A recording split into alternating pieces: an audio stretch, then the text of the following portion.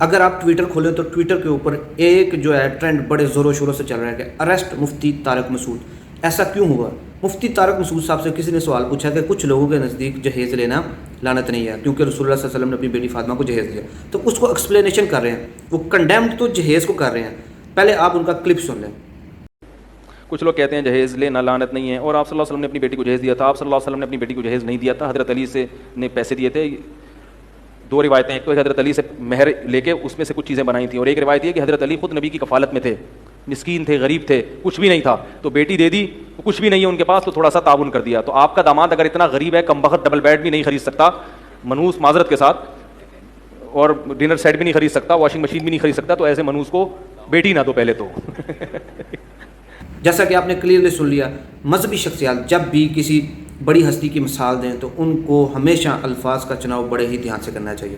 اب دیکھیں، بے شک ان کی نیت نہیں تھی، لیکن بنتا تو ایسی ہے نا کہ مثال شروع میں کیا دی جا رہی ہے کہ حضرت علی جو تھے وہ مسکین تھے، ان کے پاس کچھ نہیں تھا، تو نبی صلی اللہ علیہ وسلم نے اپنی بیٹی کو تھوڑی سی چیزیں دی، ایسے کر کے وہ سمجھا رہے ہیں۔ لیکن ساتھ ہی انہوں نے کیا بولا ہے کہ اگر آپ کا دماد کم بخت منحوس، یہ دو الفاظ انہوں نے بولے ہیں کہ وہ اس قابل نہیں ہے کہ واشنگ مشین لے سکے، ڈبل بیڈ لے سکے، اور ڈنر سیٹ لے لے، ایسے منحوس کو بیٹی ہی نہ دے۔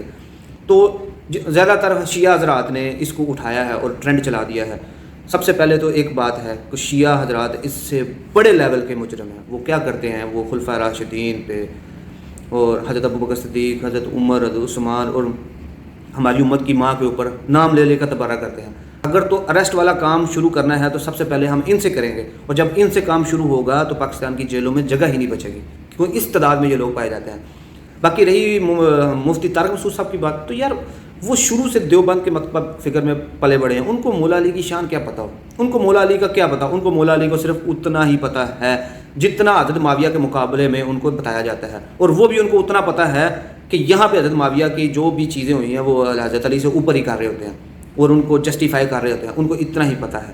کیوں، میں آپ کو بات بتاتا ہوں۔ چلو ادھر انہوں نے گستاخی کی ہے یا نہیں کی، لیکن ایک اور جگہ پہ انہوں نے ایک چیز بولی ہے جو میں آپ کو دکھاتا ہوں کہ ان سے سوال کیا گیا ہے کہ مولا علی کہنا چاہیے کہ نہیں کہنا چاہیے، تو اس کی وہ ایکسپلینیشن کر رہے ہیں، اور کرتے کرتے آگے کیا کہتے ہیں، کیا لیا کرو، مولا علی بھی مارکیٹ میں چلتا ہے۔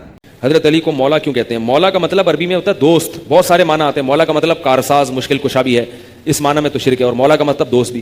یہ جو ہم مسجد کے امام کو مولانا کہتے ہیں، تو یہ بھی تو مولا سے نکلا ہے نا، مولا نا کا مطلب ہمارے مولا، تو مولا کا مطلب دوست، محبوب، تو حضرت علی ہم سب کے محبوب ہیں، تو مولا علی کہہ دیا، چلتا ہے مارکیٹ میں۔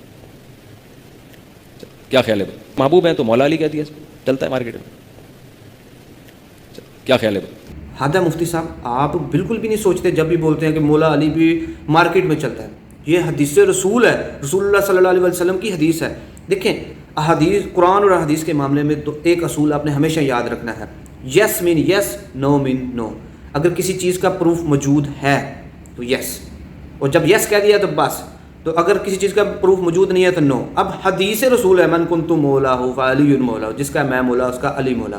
آپ اس کو دوست میں لے لیں، آپ اس کو دلی محبوب میں لے لیں، نہ لیں مشکل کشا حاجت روا، اور یہ لینا بھی نہیں چاہیے مشکل کشا حاجت روا، دلی محبوب جس کا میں آقا، ایسے لے لیں۔ تو وہ یہ رسول، حدیث رسول ہے، یہ مارکیٹ میں نہیں چلتا، یہ نبی کریم صلی اللہ علیہ وسلم کی حدیث ہے۔